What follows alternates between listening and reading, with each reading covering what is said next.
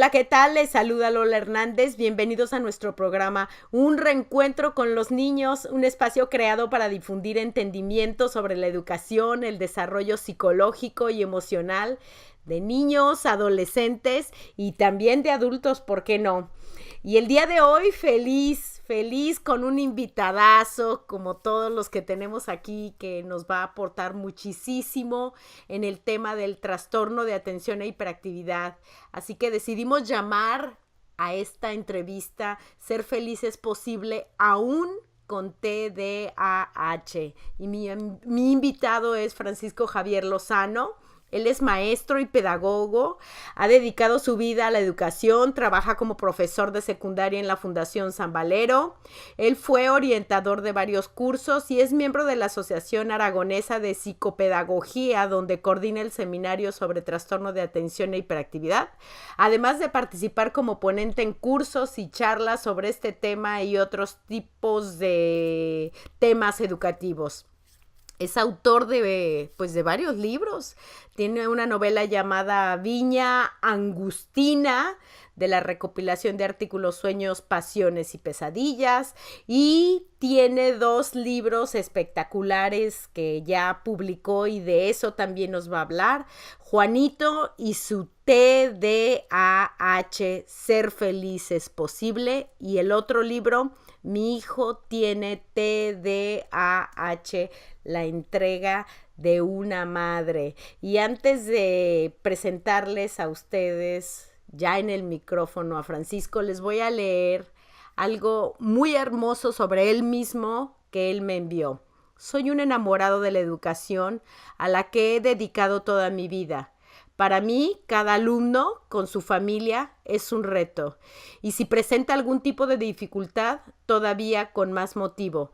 Cada día que pasa, al contrario de lo que pudiera pensarse, me siento más ilusionado con mi trabajo y mis alumnos. Así, hasta el final de mi historia como educador, que evidentemente no finalizará con mi jubilación, sino el último día de mi existencia. Javier, bienvenido. Hola, buenas tardes. Encantado de estar contigo. Es una maravilla, vamos. Solo escucharte ya vale la pena estar aquí. Pues también para mí es un honor, Javier.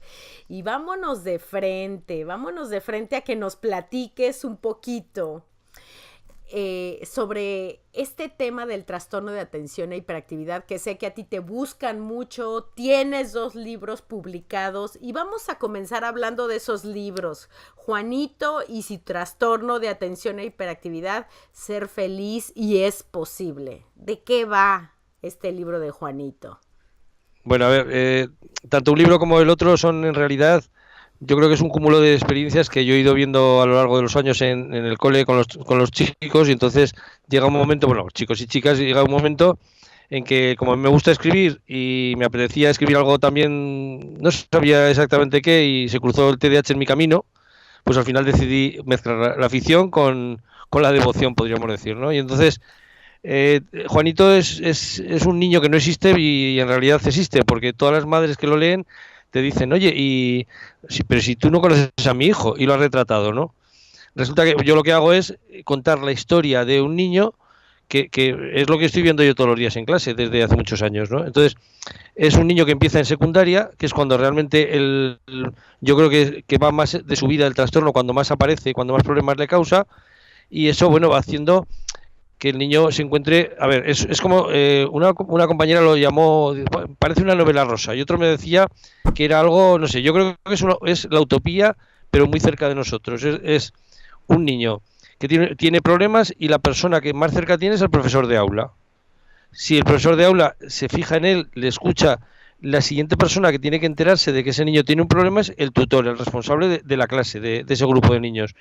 Y si el tutor ya sabe lo que le ocurre al niño, lo que tiene que hacer es hablar con una persona importante en el centro, que tiene que ser el orientador o la orientadora que tengan allí. Entonces, a partir de ahí hay que saber cómo derivar al niño y decir, bueno, si el niño tiene problemas en el aula, vamos a darle unas pautas al profesorado, pero este niño tiene que ser atendido pues por su pediatra, por ejemplo. Y una vez que este señor lo vaya a ver al niño, al final decidirá dónde tiene que ir y las pautas a seguir. Pero lo importante es que se le haya hecho caso y se le haya empezado a dar solución al tema. Pero sobre todo eso, o sea, que alguien esté pendiente de que ese niño tiene un problema, que es un reto para nosotros. Entonces, perdona, bueno, todo lo que ocurre al final en el libro es, tiene una primera parte que es la historia y una segunda de reflexiones. Bueno, la primera parte del libro es como 2/3. Sería la idea, es que sería como una guía en la que tú vas viendo lo que es el trastorno, pero fuera de teorías que te cuentan por ahí, que las puedes ver en otros sitios, en muchos lugares, sobre todo en internet tienes 1000 cosas, pero sí que es ver cómo habría que hacerlo. Y si tú te vas, decía la utopía muy cercana, porque vas viendo pues que hay que atender al niño, que hay que darle solución a esto, que hay que llevarlo a tal sitio. Y eso, si se hiciera diariamente con los niños que tienen este problema, pues nos evitaríamos un 90% de problemas de los que tenemos. Yo creo que la idea sería esa. Ahora, muy bien, pero mira, Javier, dijiste algo muy importante. Tú dices que la teoría del trastorno de atención y hiperactividad te puedes meter a Google, leer, comprar libros teóricos, etcétera, etcétera. ¿Cómo Javier ha vivido los trastornos de atención e hiperactividad dentro del aula? ¿Qué observas allá adentro? ¿Qué escenarios has podido vivir junto con tus alumnos? Hombre, primero tienes que tener un mínimo de teoría para saber de qué estás hablando, ¿no? Entonces, bueno, yo por ejemplo, esta mañana lo pensaba, o sea, un niño que está tumbado hacia la pared, que no quiere trabajar absolutamente nada, que le dices que haga una cosa y no quiere, que haga otra y tampoco, probablemente a lo mejor resulta que no es un problema de TDAH. Habrá que ver si es un TDAH o es un niño vago, como a veces los etiquetan a estos niños, ¿no? Normalmente un niño con TDAH es un crío que molesta, que no atiende, que está en las musarañas, ¿no? En la higuera, como decimos, está en una nube, que están pensando en 1000 cosas. Pero normalmente, cuando tú a un niño con TDAH le dices vamos a trabajar, normalmente él va a intentarlo y a los 2 segundos ha desconectado. Pero hay una cierta intención. Yo eso sí que lo veo enseguida. Pero vamos, aún así, a estos que digo que no hay manera de que hagan nada, habrá que ver si realmente lo tienen o no, porque si no lo tienen, hay que atenderles igual. O sea, quiero decir, yo me centré en los TDAH siempre, pero quien dice TDAH estuve un tiempo, bueno, y estoy de vez en cuando, pues con niños que tienen, por ejemplo, síndrome de Tourette, estos que tienen tics y demás, pero que es que me da igual, o sea, cualquier niño tenga lo que tenga, hay que atenderlo. Y hoy en día, además, que muchas veces se plantea una situación entre los colegios de conseguir niños que en clase, o sea, estén, o sea, que haya niños en los colegios, que muchas veces hay casi escasez de niños, ¿no? Entonces resulta que llega y dices, bueno, si resulta que nos estamos, entre comillas, pegando para conseguir niños y llevártelos a tu colegio, ¿por qué no nos dedicamos a estos en especial y a los otros? O sea, todo niño tiene que ser atendido como se merece y tenemos que hacerlo. Ahora, Javier, yo también fui docente por 15 años y tuve dentro de mi salón de clases chicos que yo desconocía sus diagnósticos, pero observaba sus comportamientos, que para mí era lo mismo, porque el comportamiento exhibía una necesidad. Ciertamente hay niños que se distraen, pero junto con la distracción viene toda esta hiperactividad en la que no pueden parar de moverse, les cuesta mucho trabajo permanecer sentado. Generalmente son niños que quizá van a comenzar a platicar con los otros compañeros, van a tratar de llamar la atención de otros, siempre estarán buscando movimiento y generalmente es atrayendo la atención de otras personas. Y esto puede llegar a ser una manera de interrumpir a toda la clase, de quizá de sabotear a veces la enseñanza del maestro. ¿Cómo Javier, en su día a día, ayuda a estos chicos para encontrarse a sí mismo, para autorregularse, para aprender, para amar la escuela? Porque muchos terminan odiándola. Claro, pues hombre, en principio lo primero de todo es saber que ese niño lo que está haciendo no lo hace por fastidiarnos. O sea, ese niño no se ha levantado hoy y ha dicho, voy a ver lo que hago para fastidiar la clase. No. O sea, tenemos que pensar que tras este niño hay pues un pequeño trastorno que le hace esa movilidad, que le hace esa falta de atención, que le hace esas cosas. Y primero tenemos que verlo desde ahí. Yo creo que la clave La clave normalmente siempre es que o sea, los docentes sepamos mirar de otra manera a los niños. O sea, no todos son iguales, cada uno es distinto, pero eso de que el profesor ve en el aula un niño, lo primero que hace es pegarle un grito, renegarle, decirle que eso no se hace y punto, y porque lo mando yo, eso es un grave error. Es una escuela, vamos, yo hablando de España, es una escuela que yo la viví pues cuando yo era crío, ¿no? Y hace 50 años se podía permitir eso, pero hoy en día no. Y tú, como hablas, ahora te vas a poner a copiar 50 veces, no hablar en clase con mi compañero de al lado. Y lo vas a copiar 20 veces, 50, 100. Es una barbaridad. Y hoy en día yo he descubierto que hay sitios donde todavía se sigue haciendo.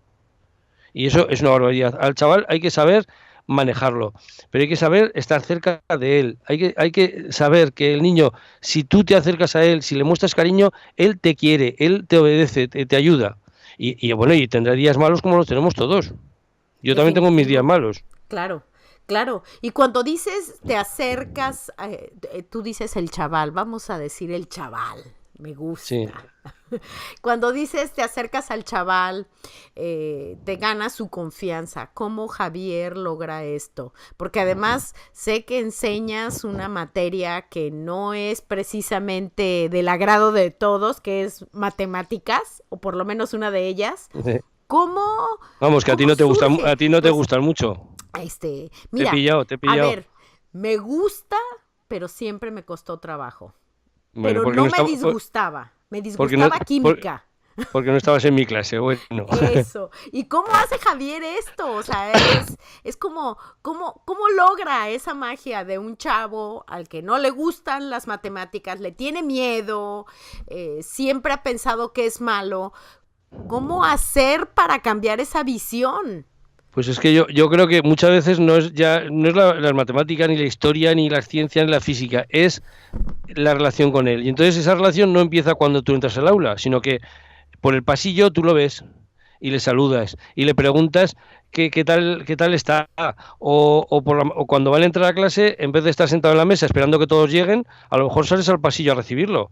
Y si es lunes, le preguntas qué tal el fin de semana y qué tal le ha ido con las chicas o con los chicos, según quien sea. O le preguntas si lo ves con mala cara, qué le está pasando. Hay un artículo del blog que hace año y pico por ahí, o igual 2 años, me acuerdo, que se me ocurrió una tontería y fue obligar a cada uno, obligar entre comillas, a entrar con una sonrisa a clase. Y preguntaba que dónde estaba la sonrisa. ¿No, no has tenido la sonrisa hoy? ¿Te has olvidado tu sonrisa? No, así no puedes entrar. Y entonces al día siguiente ellos solos venían con esa sonrisa. Si tú eso lo haces, igual te da lo que expliques luego, que es que luego te van a hacer caso. También corres el peligro, claro, hay que tener un poco de tacto y no irte al otro extremo. Porque si no la clase puede ser vamos, un jaleo total, o sea, puede ser un cachondeo. O sea, ahí tienes que hacer algo para que ellos vean que tú tienes momentos de acercamiento, momentos en los que vas a estar muy a gusto con ellos y ellos contigo, pero que cuando hay que trabajar. Y cuando tienen un problema no pasa nada. O sea, que la cosa es solucionarlo y se soluciona estando juntos y tratando de ver dónde estaba el error. Y no hay más. Bueno, es que lo haces parecer tan fácil, sobre todo para el resto de los profesores que quizá puedan Mm. escuchar este programa, esta entrevista, que parece tan fácil, tan obvio, tan evidente, que cuesta tanto trabajo hacerlo. Porque la realidad de las cosas, Javier, es que muchos de estos chicos, una de las cosas que yo observo y la sigo observando, es que experimentan fracaso tras fracaso tras fracaso, y no solamente en la escuela, llegan a casa y siguen fracasando, porque han sido ya tan etiquetados. Como desetiquetas a un muchacho que Ah, llega a tu salón de clase por primera vez? es que el problema esto es como preparando una ponencia que tengo de aquí a unos días sobre el TDAH y los adolescentes, y había una cosa que dices, cuando el niño tiene 2 años, oye, te hace una gracia enorme que haga tonterías, y te ríes las gracias, pero cuando tiene 5 por ahí, bueno, pues hace gracia, pero ya causa algún problema. Y cuando tiene 15 años, dices, Dios mío, menos mal que los niños no nacen con 15 años. Entonces, aquí pasa lo mismo. O sea, cuando tú recibes al chico, yo, por ejemplo, estoy con críos de, pues el primero, segundo de secundaria, que es 12, 13, 14, según alguno más grande, porque estoy en otros cursos más altos y han repetido. Pero esos niños, hasta ahora, igual que han tenido los padres muchos años para educarlos, han tenido montones de profesores por el camino. Y nosotros, con nuestro trabajo, hacemos cosas muy buenas y podemos sacarlos adelante. Pero también podemos destrozarlos y que a los que vamos detrás nos dejen el trabajo ya, no sé, o sea, tú coges un edificio antiguo muy bonito y está destrozado. Pero si tú metes dinero y tiempo y tal, al final queda precioso. Bueno, pues eso es lo que hacemos nosotros muchas veces. Te encuentras auténticas ruinas humanas, igual es un poco duro, pero es eso, o sea, niños que dices, bueno, es que lo único que puedo hacer es intentar ayudarte a salir del agujero donde has caído. Y hay algunos niños que los consigues salvar y otros no, solo consigues el alegrarles un poquillo la vida y que luego consigan hacer, pues si pudieran haber hecho una cosa, otra no menos importante, pero ya dirigirlos a otro mundo, ¿no? De trabajo, de lo que sea.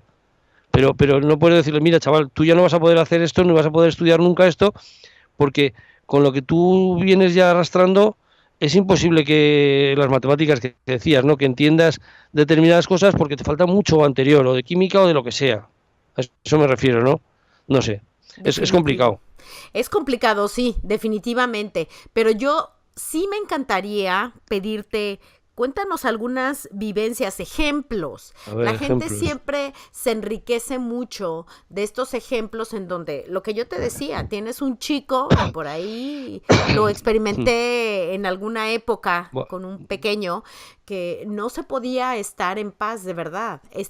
Llamaban a su mamá, creo que 3 veces por semana, porque el chico no podía quedarse quieto y además de todo era travieso, era malosillo, no sí. Era malo, pero hacía travesuras y estaba ya en que pues mira, te cuento una años. Te cuento una que he contado en alguna de las jornadas que he estado por aquí por España en algún sitio y es un poco, bueno, vosotros en México, aquí nosotros en España tenemos un poco los políticos un poco revueltos por ahí. Y el tema de la corrupción y todas estas cosas, ¿no? Entonces, justo cuando en un momento determinado aquí se hablaba en España de sobres, ¿sabes a qué me refiero? No. Políticos que se pasaban sobres con dinero. Ah, ok. Bueno, pues yo se me ocurrió contar esta anécdota y bueno, el revuelo que se montó, creo que fue en el Teatro Principal de Zamora, fue monstruosa, nos lo pasamos muy bien. Y es que yo cuando hay un niño que da mal, que lo ves que no para, que no puede, que dices, ¿qué hago yo con este? Pues otro le pegaría un grito, le diría, estate quieto, y ahora vas a copiar esto, y a mí se me ocurrió decirle, mira, se me ocurrió aquel día, decirle, mira, bájate a secretaría, que está Vanessa, que la chica está allí, ahora hay otra, pero en aquel momento estaba Vanessa, y había sido yo tutor suyo, había sido alumna mía varios años. Digo, dile que te dé el sobre. Y entonces esta chica ya sabía que él baja allí, le da un sobre con un papel dentro, y normalmente lo cierra, en el sobre no hay, o sea, en el papel no pone absolutamente nada, pero el chico, entre que baja, me lo da, entra al baño, se asoma a lo mejor a la puerta de la calle que no puede salir porque está el conserje, va pasando y mira por algún aula, pues lo que a mí me costaría 1 minuto le cuesta 5. En ese rato que hace el chavalín, pues bueno, pues se desfoga un poco, esos nervios los va guardando, y bueno, y viene, ¿qué tal? Y cuando, si en vez de 1 hora tienes 2 con él, tú lo observas. Y si más tarde vuelve a lo mismo, pues le dices, oye, coges el sobre, escribes algo, lo metes ahí, lo cierras, devuélveselo, anda, dile que ya está. Y no has hecho más que 4 rayas o ponerle gracias a la chica de abajo, ¿no? Y se da otro paseo. Y si no, se lo haces a otro.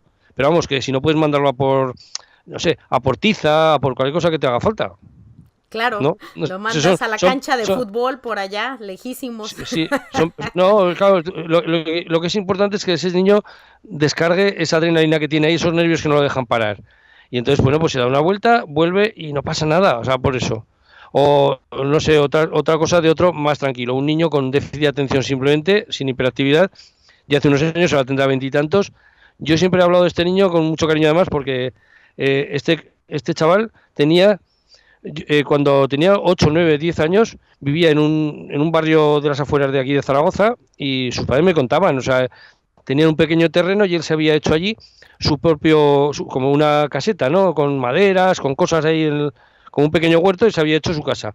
Y se había comprado trocitos de ordenador en un rastro y había ido montando sus cosas y había hecho su tema eléctrico, él con esa edad. Tener ese niño en clase era como si salgo a la puerta de la escuela cojo al primer señor que tenga 40 o 50 años, le digo, pase adentro, que le explico las matemáticas. El chico en clase se tenía que aburrir. Y entonces, me acuerdo que en los exámenes, por ejemplo, o sea, yo quedé con él en que iba a ver una chica que le iba a ayudar. Entonces, esta chica estaba pendiente de él. Y en los exámenes, me acuerdo, era muy curioso porque el niño estaba en la primera fila, que es donde tiene que estar, y la chica, pues cuando su examen estaba en su sitio y estaba al final del todo. Y le decía, a ver, empezamos el examen y yo veía que se despistaba, que miraba para otro lado. Y decía, oye, venga, va, a lo que estamos. Ay, sí, sí, sí, y volví a hacerlo. Y la chica estaba haciendo su examen desde el final de la clase y cada cierto tiempo me miraba, me hacía un gesto y me decía, Javier, ¿hace algo o no hace algo? ¿Está haciendo el examen o no? Porque lo veía despistado. Entonces me avisaba de que el otro, o sea, lo teníamos controlado. Este era un caso de déficit de atención, era otra forma de controlarlo, por ejemplo, en las clases. Por ejemplo, algo que es muy difícil, que todos se quejan, ¿no? Que cuando se van a casa que se lleven los deberes apuntados en la agenda. Hombre, a ver, si tienes 30 niños en clase, o cuando era yo creo que estábamos 40, es muy complicado mirar uno a uno la agenda. Pero si resulta que tienes uno o dos de este tipo, es simplemente decirle, oye, ¿me enseñas un momento a ver?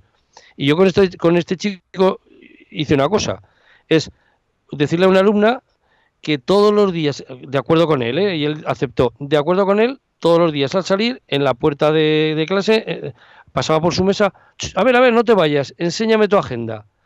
La chica ya tenía la suya abierta y comparaba en un minuto los deberes que les habían puesto, lo que tenían que estudiar a los dos. ¿Qué ocurría? Que todos los días se había dejado algo y esta chica solo le ayudaba a apuntárselo. Mira, te falta esto. Y tenía también otro alumno que a este chico, cuando había alguna cosa, lo tenía que llamar por teléfono para ayudarle. O sea, son pequeños detalles, me cuestan un poco, pero tampoco es un esfuerzo excesivo. Claro. ¿No?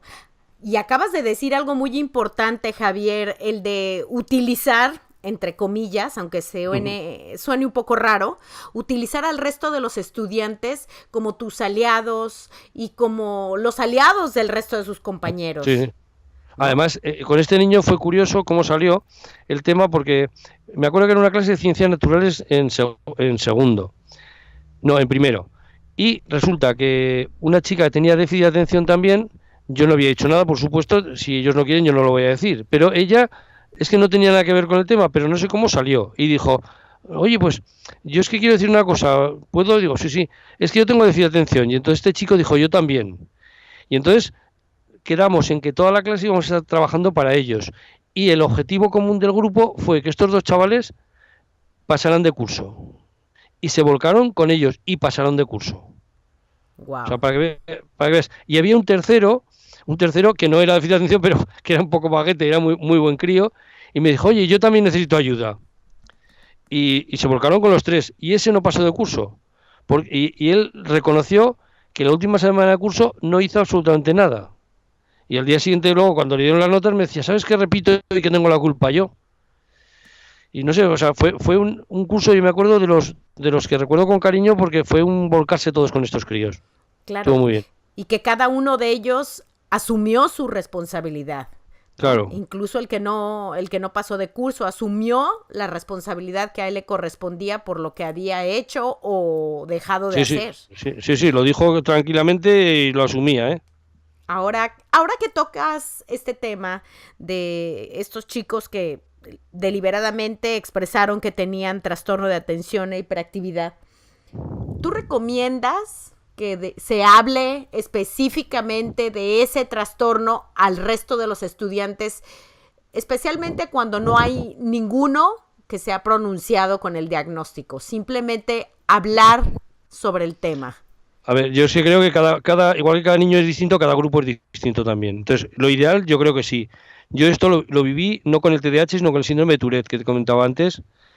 Un niño que empezó en secundaria, venía de otro colegio, con sus tics, me acuerdo que era un horror aquello porque le tomaban el pelo, se reían de él, y nos propusimos, viendo además, siguiendo de la Asociación Americana de Síndrome de Tourette, unos vídeos que había muy buenos, un niño que lo hacía, iba a clase y nos lo planteamos, hablamos con los profesores, hablamos con la madre, que la madre también estaba en la asociación y trabajaba un montón con nosotros. Fuimos la directora, la psicóloga, fui yo que como asesor un poco como pedagogo también, y hablamos con el equipo educativo del grupo, ¿no? Y ellos luego se encargaron, la madre pidió que fuera la madre y la madre aceptó y fueron a clase y lo explicaron. Y bueno, aquello fue una maravilla. El niño al año siguiente o aquel mismo curso terminó siendo delegado de curso y vamos, y funcionó fenomenal. Y entonces yo creo que esto sí que es bueno, pero lo que te digo, cada grupo es distinto. Si el niño quiere, encantado. Si no, pues a lo mejor hay que tener un poco, hay que ser un poco sutil, hay que tener un poco de cuidado, pero sí que es bueno decirlo, ¿no? Y ahora, si encima, como pasó aquel caso que ya te digo que fue una suerte, ¿eh? O sea, fue una carambola la que se dio aquello con aquellos niños. Si encima sale de ellos, lo aceptan y se puede hablar, o sea, que es algo que no es contagioso, que es algo que no es nada grave, que no se muere nadie de eso, o sea, desde luego yo creo que es muy, muy importante y si además se quieren entre los chiquillos y se apoyan, vamos, adelante. Definitivo. Fíjate, no sé si esos videos de los que hablas sean de Brad Cohen, de la película. No, no, no, no, Ah, no. bueno, hay uno que se No, llama El Frente sí, de la Clase, que es una película que se hizo aquí en Estados Unidos y él es el autor. Brad, sí, no eso lo he sé. visto, lo he visto. Ok, bueno, él hacía eso, lo que tú estás diciendo, Sí. ¿no? Mm, Él fue profesor en la escuela que yo trabajé, de manera que fue mi compañero oh, de trabajo. Y anda. cada año escolar que él comenzaba, se vestía de frac y venía a las juntas iniciales de todo el profesorado, se paraba al frente, tenía todos sus tics, sus ruidos, incluso él fue maestro 2 años de mis hijos, primero de uno y después del otro, porque él era uno de los preferidos en los salones donde habían chicos con diferentes diagnósticos. Y se paraba enfrente de toda la clase, de todos los profesores y nos explicaba lo que era el Tourette Syndrome, el síndrome de Tourette. Nos explicaba cómo había sido su infancia, cómo la había vivido. Incluso en esa época fue cuando se publicó su libro y se filmó la película, ahí, en las instalaciones de la escuela. Y él iba clase por clase, en toda la escuela. En ese momento yo trabajaba en escuela primaria. Y iba vestido de frac, clase por clase, a explicarles a los alumnos lo que era el síndrome. Y claro, no solamente lo explicaba, lo veían, porque él emitía todos estos sonidos Ah, con sus tics. sí, los tics Exacto. fónicos, estos, sí. Exacto, que eran muy, muy, muy fuertes. Y puedo decirte que los años que trabajé yo ahí y él trabajó ahí, trabajamos juntos y además fue maestro de mis hijos, era el maestro más popular de toda la escuela. Todo el mundo lo quería porque además él era muy simpático, se burlaba de él mismo y eso creó un medio ambiente en la escuela formidable, de un gran apoyo no solamente para él, porque evidentemente él hablaba también de todos los chicos que teníamos con otros diagnósticos en la clase. Así que creo que abrir este libro a los ojos del mundo entero es muy sano. Hablar de las discapacidades, de los retos, de los problemas, de una manera natural, como se habla del hambre, del sueño, del nacimiento, creo que es algo muy importante que ocurra en la escuela, Ujú. ¿no? Sí, sí, totalmente, totalmente de acuerdo, sí, sí. Yo tuve un niño con Tourette y todavía hoy, que yo creo que tiene que tener 20 y muchos años, me manda correos cada cierto tiempo explicándome qué es de su vida. O sea, y fue porque es un artículo además que en el blog lo escribí, yo creo que después de haber creado el blog, ya lo tenía de antes, lo titulé Mi niño Tourette y hablaba un poco de la situación que se había dado con aquel crío en el colegio, ¿no? Y ese crío, bueno, y su madre la veo de vez en cuando y me va diciendo cosas de él, ¿no? Y se acuerda del crío de mí siempre, es una gozada. Y hablando de libros que decías, que el otro libro mío, que por cerrar un poco el tema ese, es simplemente lo mismo que el niño, pero de la madre. O sea, Eso, que es la versión eso. de la madre, simplemente era ver un poco que todas las madres sufren casi siempre igual. Es decir, sufren, me refiero igual a la forma, ¿no? Aquí el padre no dice que eso es una cosa habitual, que no pasa nada, que todos hemos sido así, que ya se nos pasará. Y entonces al final la mujer se ve casi siempre sola, hay casos en que no, pero la mayoría se encuentran solas y entonces al final ¿a quién recurren? Pues a la cuñada, a la suegra, sí, eso, porque todo el mundo, a la gente de los niños que tienen TDAH, a todo el mundo, todos le dicen lo que tienen que hacer. O sea, es que yo no entiendo porque la gente se mete en la vida de los demás y no tienen por qué. O sea, yo veo a la vecina o al no sé quién que hace algo con su hijo y yo, vamos, que me cuido mucho de no decirle nada. Ella sabrá cómo tiene que hacerlo. ¿Yo quién soy para explicarle? Entonces a los niños con TDAH, que por qué le dejas hacer esto, es que no tienes que hacer esto. O sea, y las dejan... Entonces yo traté un poco de reflejar simplemente eso, ¿no? Y me volvió a pasar lo mismo, que el primer día que sale el libro me decían, jo, es que parece que estás hablando de mí, me decían las madres, es que lo has bordado. Digo, bueno, pues es que yo qué sé, yo he hecho lo que he visto, lo que he observado, es pura observación. Claro, y esa es una parte de las cosas que ocurren con las madres, Javier, pero la realidad es que también hay herramientas que las madres tenemos que desarrollar Claro. para poder trabajar con nuestros chicos. Quiero decirles a los que nos están escuchando que no lo saben, y si yo no lo digo, nunca se enteran. Nos tomó un tiempo a Javier y a mí conectarnos ahorita en esta entrevista porque hubieron problemas técnicos.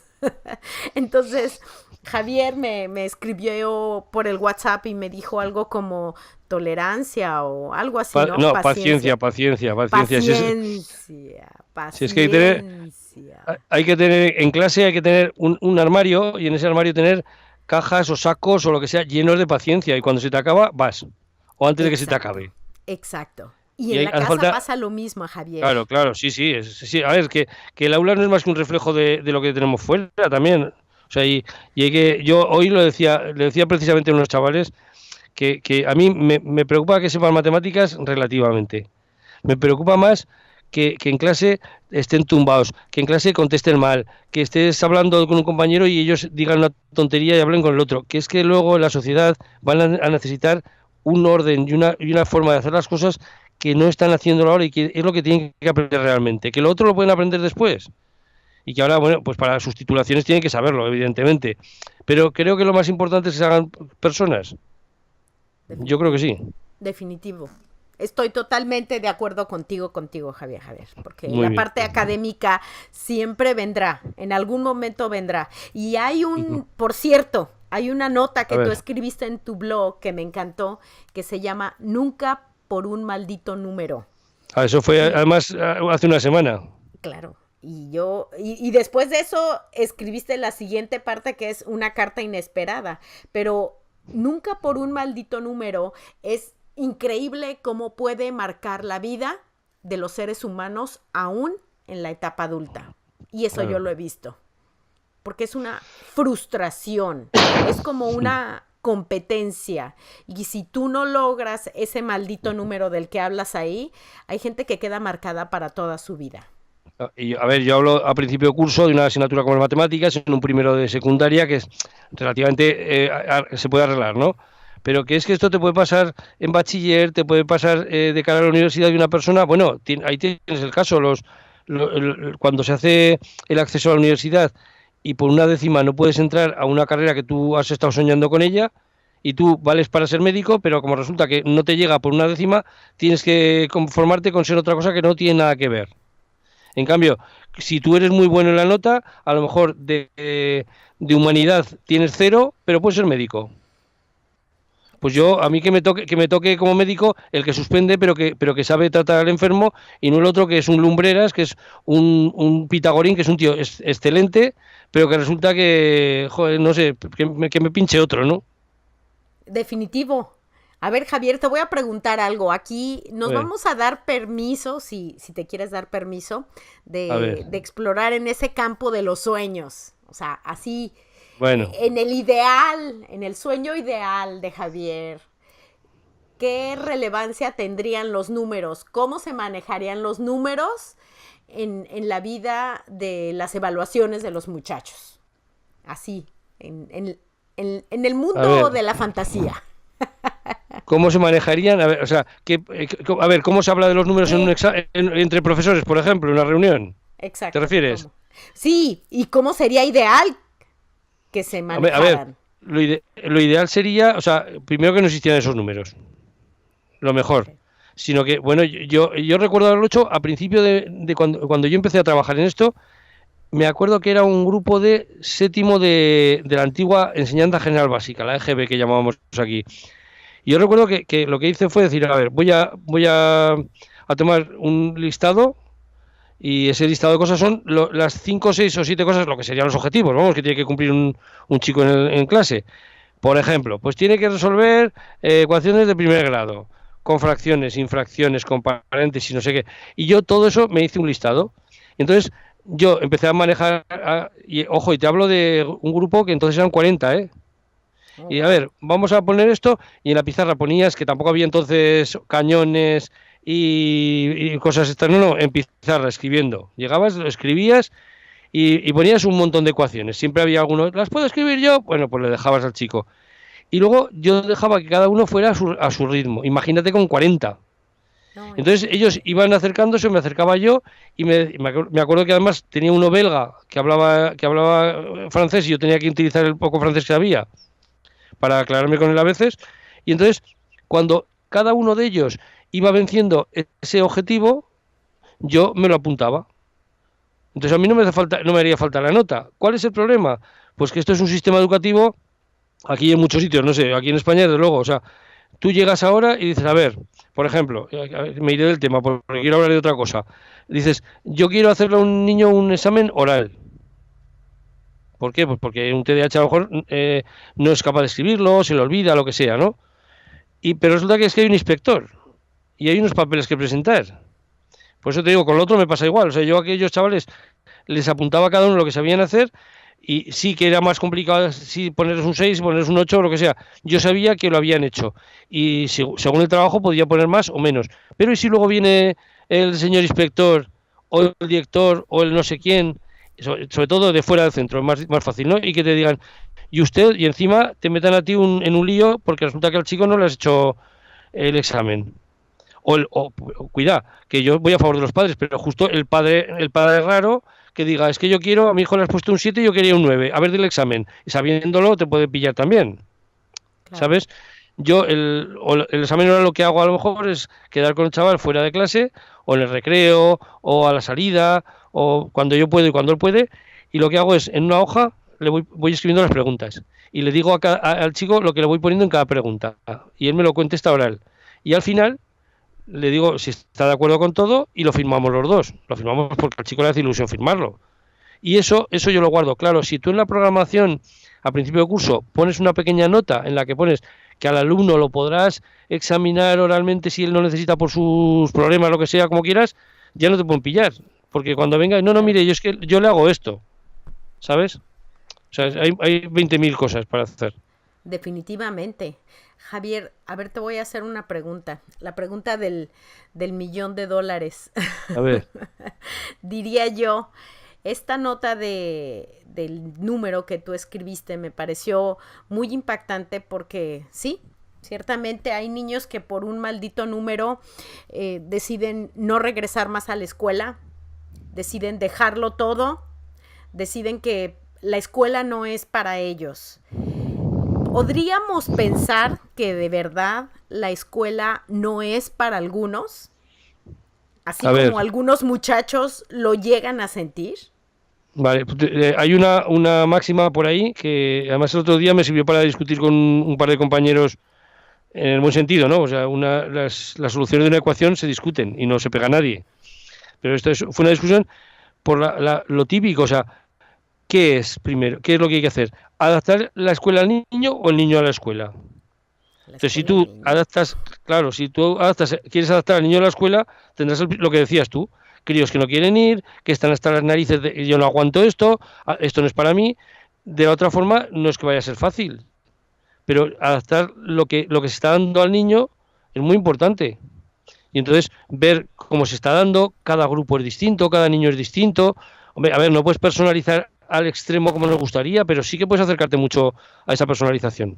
Entonces yo creo que lo importante es que el niño esté a gusto, pero ya te digo, primero que esté a gusto. Si está a gusto, igual hasta trabaja, pero si no está a gusto, olvídate.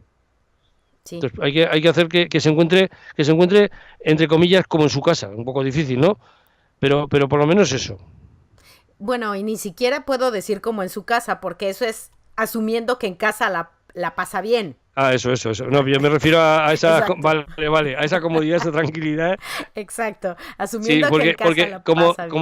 como sea el que está siempre en su habitación tirado ahí en la cama, igual estamos equivocándonos. Exacto, Eso, exacto, eso es. exacto. Ahora, yo te lo voy a preguntar como madre de familia, como tantas madres que también frustradas y cansadas de ir de escuela en escuela porque a sus chicos los corren de esta escuela, los corren de esta escuela, los sacan de aquí y los chicos llevan 3, 4, 5 escuelas.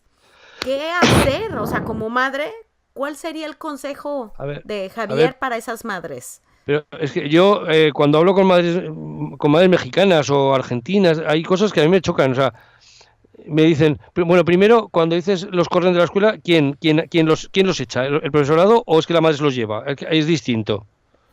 Cuando yo digo los corren, es que Es la que los echan, administración ¿no? Vale. dice, no podemos más con tu hijo, esta escuela Vale, pues no es para tu hijo. Pues a eso me refería con lo que cuando muchísimas madres hablo con ellas a diario por las redes sociales o por Skype o lo que sea. Ahora Skype hace un tiempo que no porque voy muy liado, pero siempre te encuentras con la misma historia. O sea, es que en España habrá algún caso extraño, no lo sé, pero la administración no te permite, al revés, se pasan casi a veces al otro extremo. Te obligan a tener gente que dices, Dios mío, un chaval no puede estar fuera del aula nunca. No puede, o sea, y en cambio, es que a mi hijo me ha llamado el director que me lo lleve a casa. Pero señora, que usted no tiene que llevarse a su niño a casa, que el trabajo es del profesor. Y el que le pagan para trabajar es el profesor. Una señora que decía, dice, no, es que me llaman cuando se alborota y tengo que ir a cuidarlo yo. Pero señora, que es que lo tiene que cuidar en el colegio. Entonces, eso que me cuentas a veces, o sea, que me cuentas y que hay madres que lo dicen, es que no lo entiendo.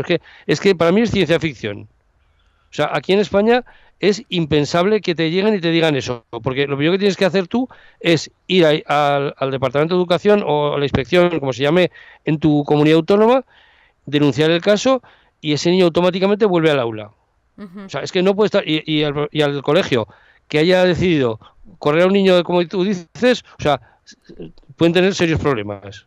Claro, no, en América Latina eso ocurre, especialmente en las escuelas privadas. En las públicas probablemente por cuestiones legales no lo pueden hacer. No lo sé, no lo sé. Yo los comentarios me parece que vienen un poco de todos, ¿no? De todos, sí. Y luego las madres que se llevan un niño de un colegio a otro, a ver, también habría que hablar ahí. O sea, hay casos que dices, sí, es mejor por el crío, por no sé qué, pero siempre hablando con el colegio y que no sea el colegio que se lo quiere quitar. Entonces, porque hay niños que sí que está bien que cambien de colegio por alguna circunstancia, pero los menos. Porque muchas veces los padres lo que hacen es llevarse al niño de un colegio a otro, porque así, como allí no lo conocen, pues así, mira, pues ya el problema ya no lo tengo. Llega el niño nuevo y no se da cuenta que lo que hace es cambiar el problema de sitio. Porque el niño cuando llega al otro sitio, ¿qué hace? Hace las mismas tonterías que hacía en el otro lugar y entonces se destapa el primer día. El primer día se retrata y ya saben, otra vez, ya tienes el mismo problema. ¿Qué haces? ¿Mandarlo cada año a un colegio, cada mes? Eso es una tontería. Pues por eso. Hay muchos niños que así le han pasado. Ya. Así le han pasado. Ya lo sabes. Ya tú lo escuchaste con las madres en México con las que has ido y esa es la gran desesperación. Y no solamente es que te lo echan de la escuela, sino que muchas veces no te lo quieren aceptar. No te lo reciben.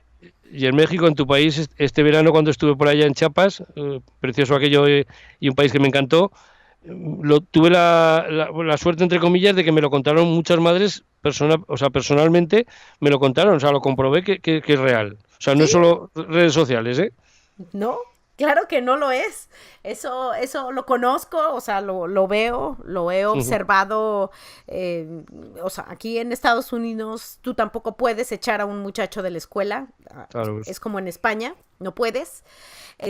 Pero en América Latina eso ocurre y es muy lamentable porque ya no solamente es la frustración del muchacho, sino la frustración de los padres. De todos, o sea, y el fracaso que supone, o sea, el sentimiento de fracaso que tiene que tener todo el mundo.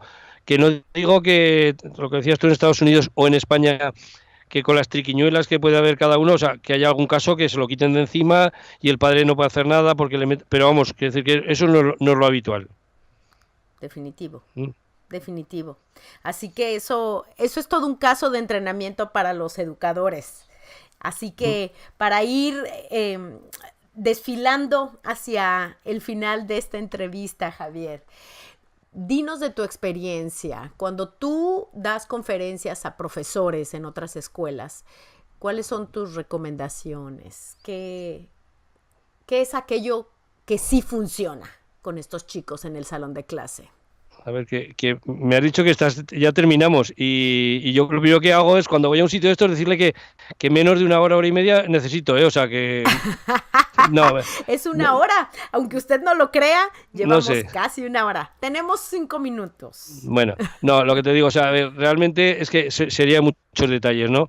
Yo creo fundamentalmente lo que te he dicho al principio. O sea, hay que estar cerca de estos chicos, hay que saber que son niños distintos. Y cuando digo distintos, me refiero a especiales, pero especiales porque todos son especiales. Pues yo tengo 29 ahora en 2 grupos de segundo, para mí son especiales todos.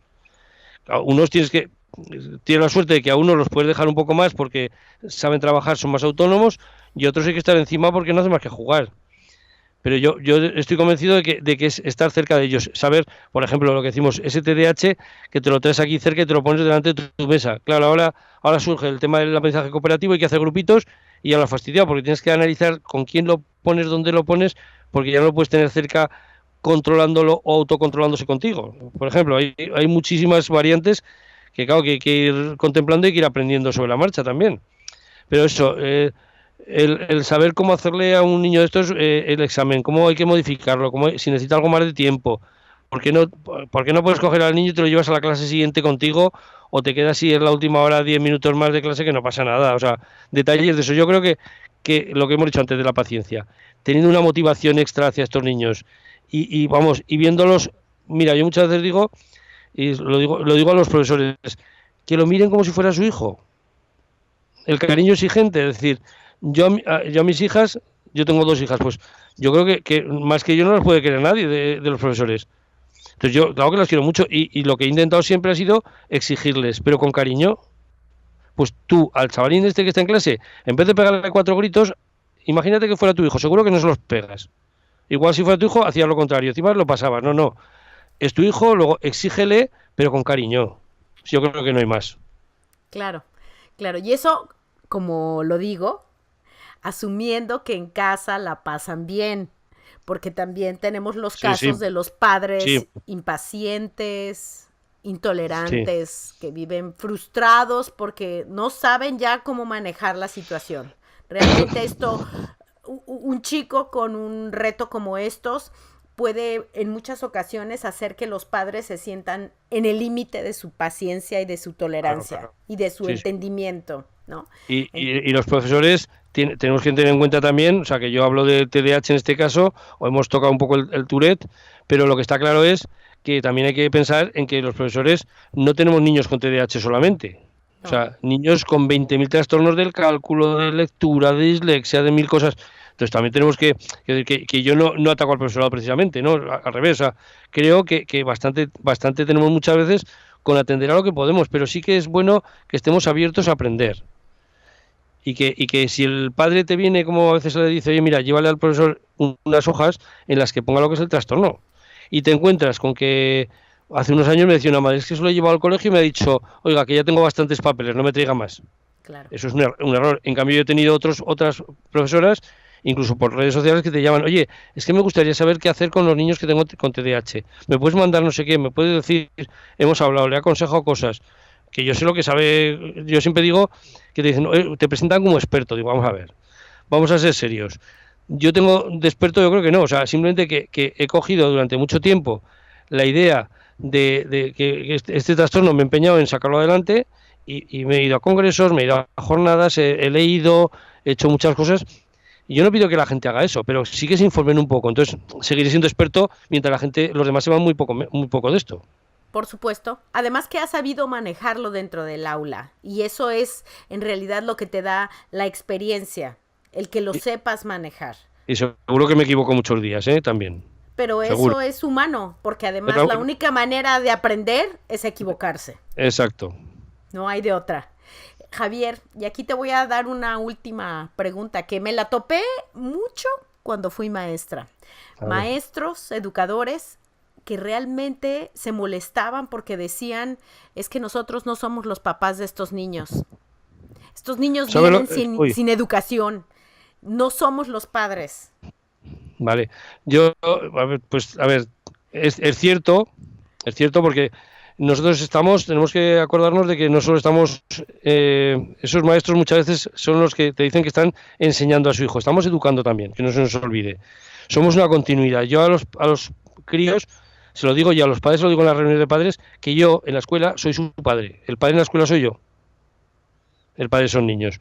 Entonces, que lo que yo haga, por favor, que no me digan lo contrario, o sea, si quieren, que hablen conmigo, pero como yo haga una cosa y un día con un niño y el padre me diga, o sea, venga de malas maneras, no, a mí que me llame y decir, mira, Javier, te has equivocado, yo creo que es como cuando el padre y la madre cada uno dice una cosa. Bueno, pues si yo no estoy, el padre no está de acuerdo conmigo, lo hablamos, pero que nunca se haga perjudicado al niño. Entonces yo siempre digo que el padre en la escuela soy yo. Si tiene alguna cosa, que me lo digan.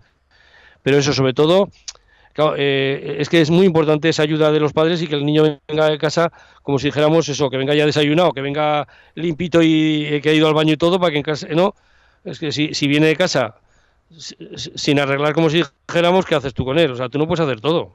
Claro. Es labor de todos. Eso es verdad. Pero también lo que es verdad, y en mi experiencia lo vi, es que muchas veces recibimos a muchachos en el aula que vienen con una problemática muy seria de casa, en donde quizá está habiendo un problema muy fuerte entre papá y mamá, en donde hay quizá un problema de salud, hay un abandono, hay una muerte, muchas situaciones familiares. Esas cosas muchas veces, vamos, las ves, o sea, se ven en el comportamiento, en la forma de cuando se te acercan a ti.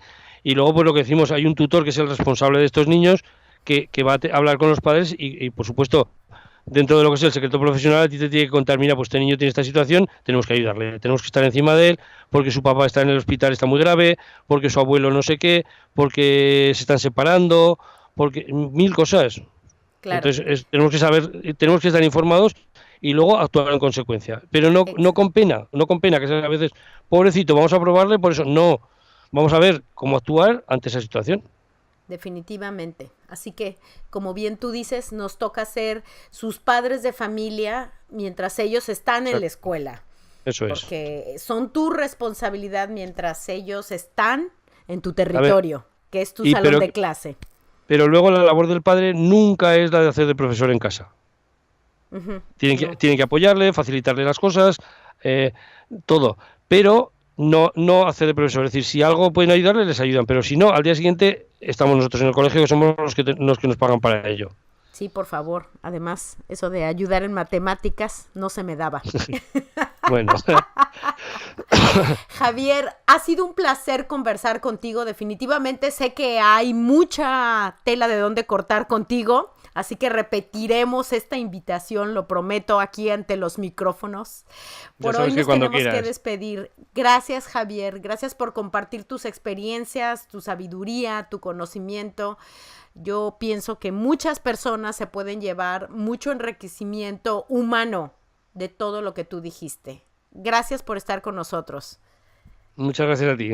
Un besico, Lola. Que tengas un bonito día. Gracias a todos los que nos escuchan. Y debajo de este video en YouTube voy a colocar la liga de acceso al blog de Javier para quienes decidan seguirlo o entrar en comunicación con él.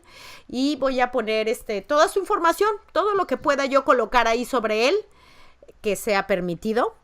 Lo pueden encontrar debajo de este video. Que tengan una bonita semana. Hasta luego.